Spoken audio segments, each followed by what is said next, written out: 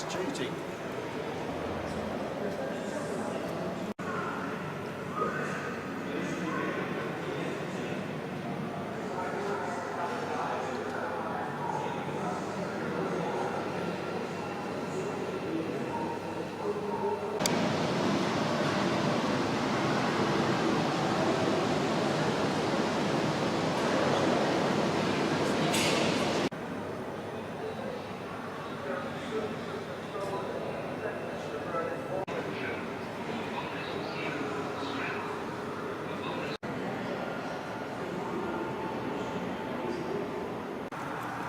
That's cheating.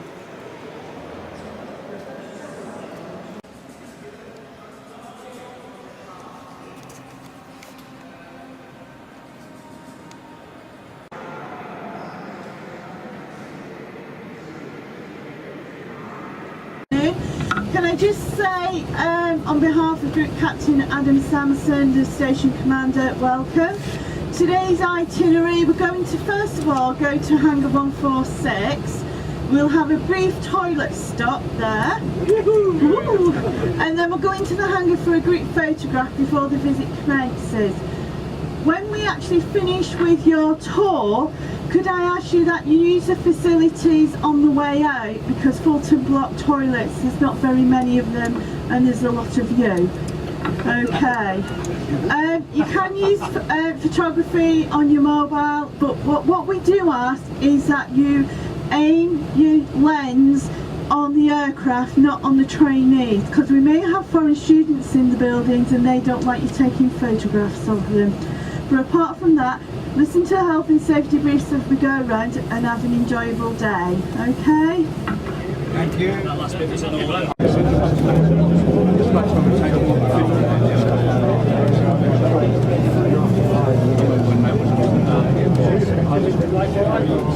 What happens to juniors? What about ladies and boys going? It's made it.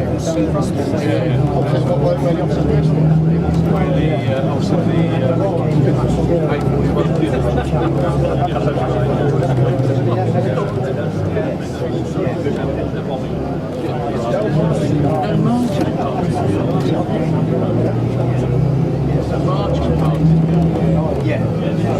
We always used to have the march up there. This is where you used to do. What's that store? No, that's the gym. Hey, Scotsford, you remember the gym and the swimming pool? The swimming pool's still there, guys. So's the gym. On the other side, which was the cinema, no, it is a gym as well. Stone gym. Stone gym's down opposite that. It's no longer a stone gym. She meant building 143, not 146.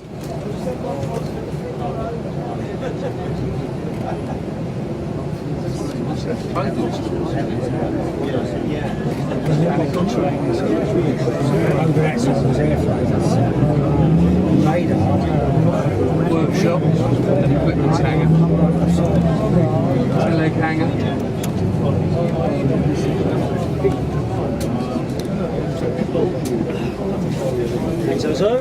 Actually, I'm probably not a bad person for doing this job, because I started as a Holton apprentice, which I know. I was ready for that. I've heard it all before.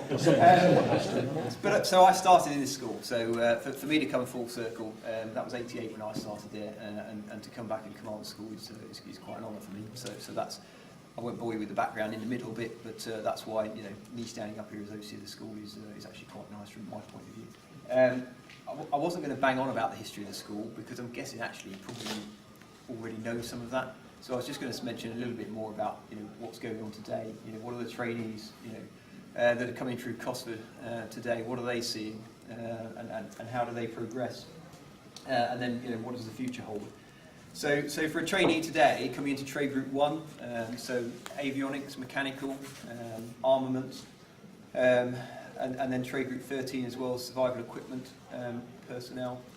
For the two aircraft, avionic and mechanical trades, they will start as AMMs, aircraft maintenance mechanics, up on the airfield, so the other side of the airfield of the road that cuts the camp in half.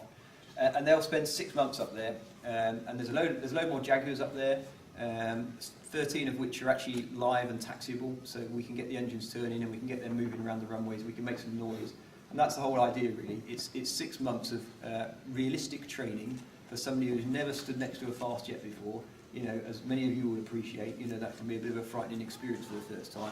So let's do that here at Cosford before they get out to the front line and start their sort of type specific training. And that's an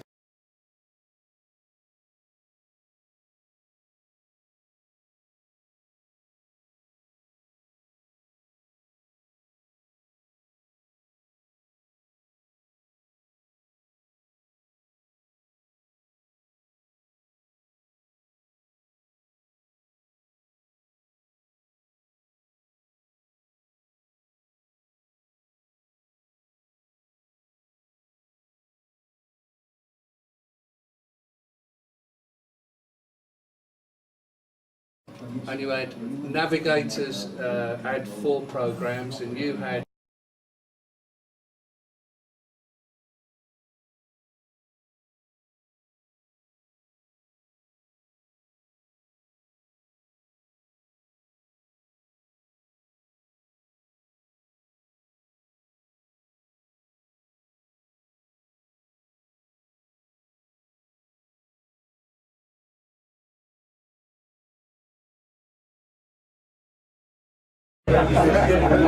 dustbins outside, and they're like chrome, inside and out, like chrome plates, and then it's all stuff.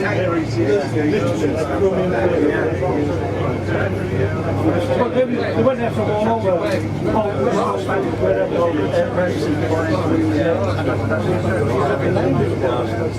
the most of it is in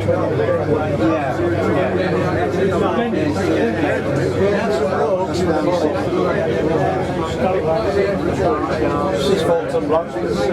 Yeah.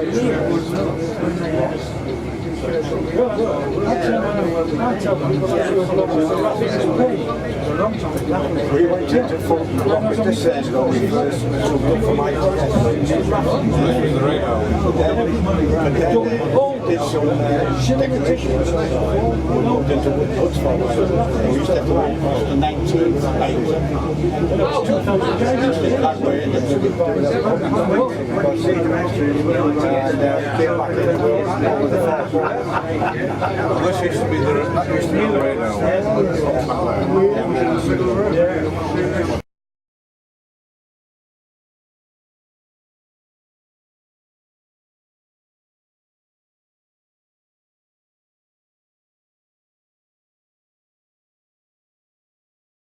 Secretary, can everybody hear me? Yeah, I don't need a microphone, it's all right. Right, okay. I've got to press a button, I can't press the button. That's me, 41st entry, Hereford!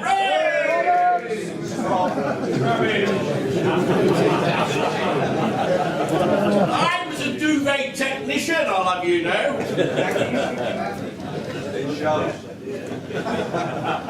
Okay, the serious bit then, gentlemen. Harper Adams and its facilities. Well, university rooms are allocated by the university, not by me. So I'm sorry if you're not next to your friend or in the same block, but that's totally out of my control. This year, JCB stayed a day longer than normal, so rooms were at a premium. Particularly because we came, 24 of you came on Thursday evening, so it was a bit of a tight squeeze to say the least.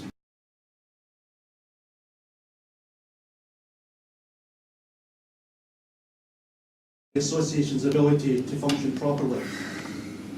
I also made you aware the committee had decided that this situation could not be allowed to continue and intended to create an alternative means of disseminating the information to the membership, as well as replacing the original website should this eventually become necessary. The committee made it quite clear that this supplementary website was not intended to replace the existing website until such time that that site became unmanageable. However, events overtook our plans with the sad loss of John Ward in January this year, which also resulted in the total loss of control over the existing website. Fortunately, a new member, Alan Hazeman of the 49th, had volunteered to take on the role of temporary webmaster to create a brand new temporary website, www.rafbeainfo.org.uk, in line with the undertaking given at the last AGM. First of all, I'd like to run through the financial statement for the last year. These were audited by David Kemp of the 39th entry ex-clerk accounts. To actually sit in a full auditorium again. It's great to see you all. Always is every year. I can be brief because, as usual, the guys ahead of me have covered all the ground that I would want to cover, and we need to get on to other things, as you know. It's been a good year. Memorial service, as always, is great. I'd like you all to be absolutely clear, because I'm aware that you don't hear what we as a committee often hear. The feedback from the bereaved families, as Tony alluded to, of what that simple service means to them, warms the cockles of the old heart. It is something enormously worth doing. And I think we're all agreed as we look at, preparing ourselves to fall off the mortal coil one by one, that is the last thing which will go. We will have the memorial service right to the end.